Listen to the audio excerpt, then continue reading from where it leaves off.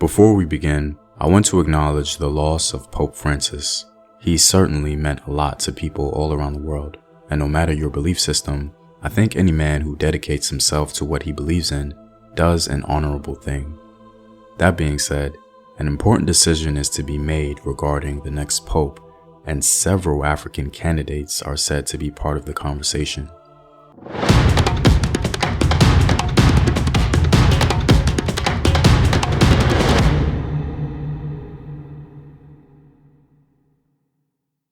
What up, African world? It's Home Team here, and welcome back to another video of African history, culture, and worldview. By supporting this channel on Patreon, you're helping in the creation of these videos and contributing to this content. The link to Patreon is in the description box below. From my research, this isn't the first time an African pope has been part of the conversation. However, because Catholicism has been growing the fastest on the African continent, according to some sources, the weight of this conversation feels a bit different. Some within the Vatican aren't giving the public much confidence of an African pope.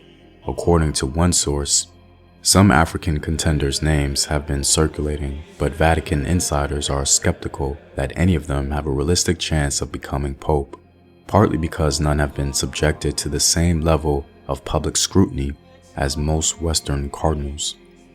The African candidates have been said to be Ghanaian Cardinal Peter Kodwo Appiah Turkson, Democratic Republic of Congo's Cardinal Fridolin Ombongo Busungu, and Ivory Coast's Cardinal Ignace Bessie Dogbo. One looming question that must be asked is, why should the diaspora really care about the potential of an African pope? One valid critique of the African diaspora is that we tend to idealize things that don't originate from an African mind. Some voices within the diaspora encourage us to value our own institutions and socio-political constructions.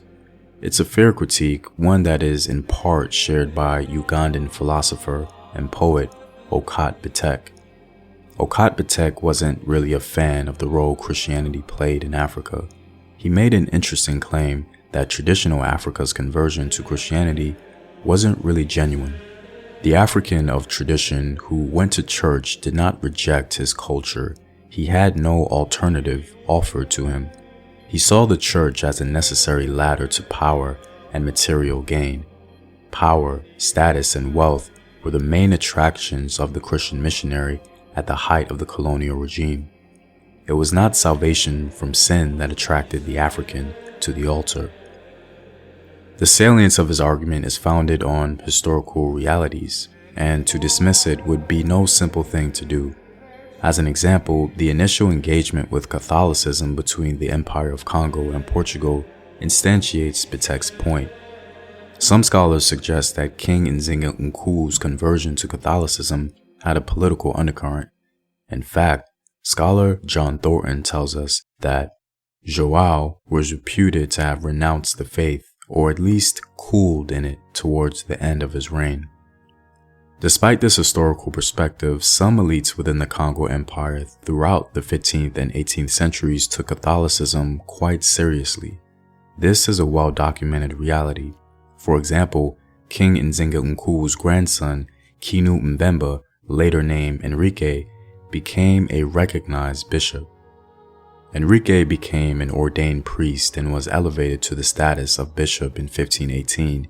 He officiated in Rome for 2 years, before returning to Congo, where he was appointed by his father to lead the local church. As we can see, Africans in particular below the Sahara have had a centuries-long engagement with Catholicism and Christianity as a whole, contributing to the growth of the faith. And it'd be interesting to see if an African originating from, say, West or Central Africa could be elected to lead the millions of Catholics all around the world. Well, I'm all out, guys. If you like these videos and want to help in its continued development, consider supporting the Home Team on Patreon.com. The link is in the description box below. Know thyself. Remember your ancestors. Peace.